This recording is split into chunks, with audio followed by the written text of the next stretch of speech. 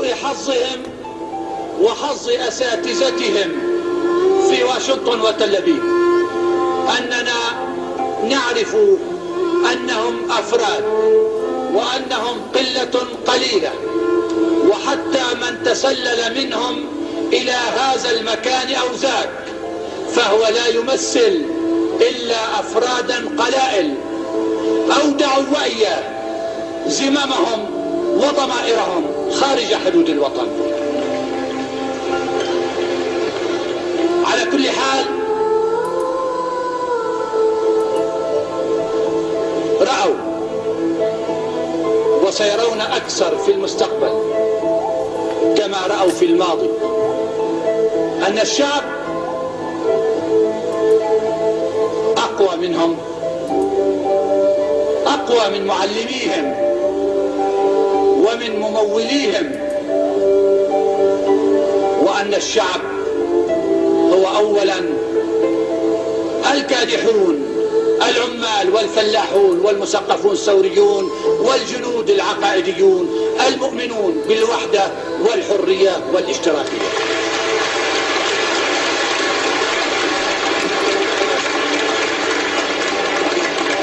أيها الأبناء، إن وعي شعبنا كبير،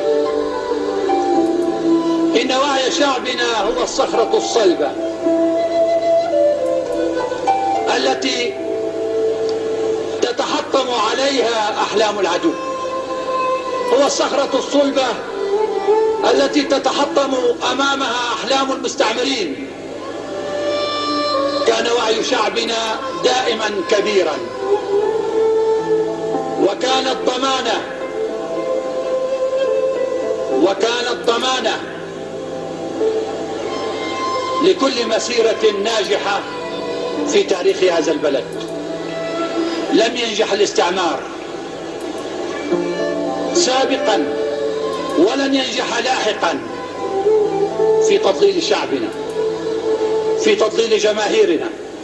لاحظوا هذه الحملة المسعورة التي تشنها بعض الإذاعات الأجنبية وخاصة الإذاعات المشتركة. لاحظوا هذه الحملة النفسية المسعورة التي تستهدف زعزعة ثقة شعبنا بنفسه،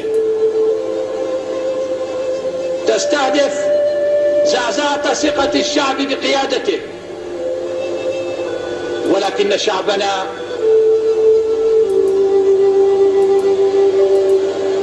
كبير ونبيل، كبير بطموحه، كبير بفهمه، كبير بنضاليته.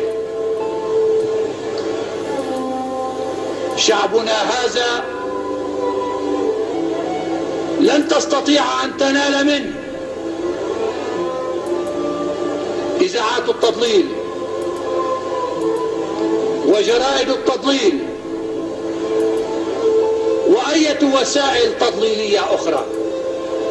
لن تستطيع أن تنال من عزمه وجديته كل وسائل المستعمرين